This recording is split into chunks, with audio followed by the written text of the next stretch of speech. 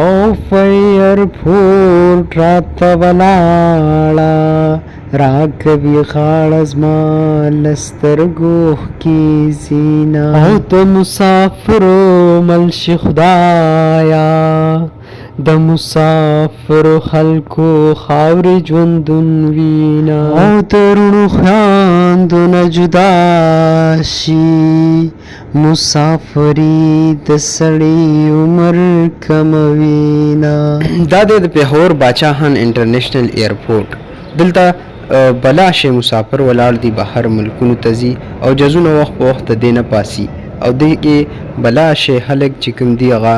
په جړا باندې رخصتیږي او بلاشه چې کوم را رواني او ته هم څه خلک خوشحالي خو ډېر خلک ورسره جړېږي. دا مسلمانان چې څومره هم دي دوی د دې نه انګریزان شړلي او انګریزانو ولې دا کارونه کړي چې چا ولې ایرپورټ جوړ کړی دی چا ولې د ځمکو دپاره د اوبو نهري نظام جوړ کړی دی او دا شانتې هغوی لګیا او بلا کارونه کول. نن خو دا هر څه دوی ته پاتې شو خو دوی د دې نه ډیران جوړ کړو. دغه ډیران اوس دوی د دې دپاره بهر ملکونو ته په زرګونو په لکونو په تعداد کې په شمار کې هر ورځ روان وي او دغه په هغه ملکونو په عرب ملکونو یا په یورپ ملکونو باندې هم بوج جوړ شوی دی ولې چې په دومره زیات تعداد کې مسافر ورشي نو هغوی به ورسره څه کوي او متل دی چې د نیکه ټاقونه د نوسونو ځي نو هغه نیکونو چې کومه غلطي کړې ده او د دې نه انګریزان شړلي دي نو هغه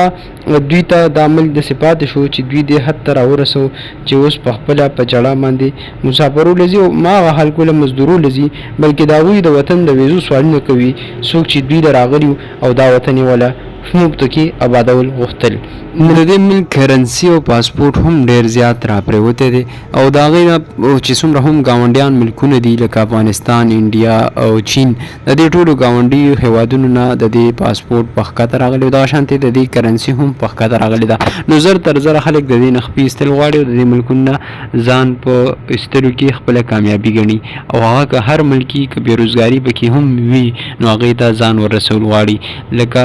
بالخصوص چې موږ وګورو دوبۍ شوه یا د عرب نور ملکونه چې هغې کې دومره خاص روزګار نه وي نو هغې ته هم خلک غاړه ږدي ولې چې په دې ملک کې بېروزګاري دومره زیاته شوې ده چې د هغې حد اهیرو درجو ته رسېدلی دی. دا شانتې که تاسو وګورئ په حکومت سره په سرکاري تنخواګانو او ورسره په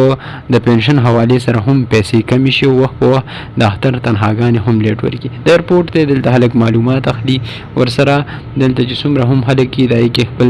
ټیم لیکلی په دغه سکرینونو ورته چې دا جهاز په دې ټیم کې باسي او دا جهاز به په دې ټیم کوزیږي او دې ټیم کې به چیکینګ شروع کېږي او د هغې نه پس به بیا خلک جهاز روانېږي. ویډیو کې تاسو کتل چې څوک په لومړي ځل ایرپورټ ته رادننه شي نو هغوی ته کاونټر یا د کینټین معلومات نه وي. په دې کې دغه ټول ځایونه تاسو کتل چې د تلو لار کومه ده او د راتلو دغه ټول معلومات په سکرینونو هم ښکاري.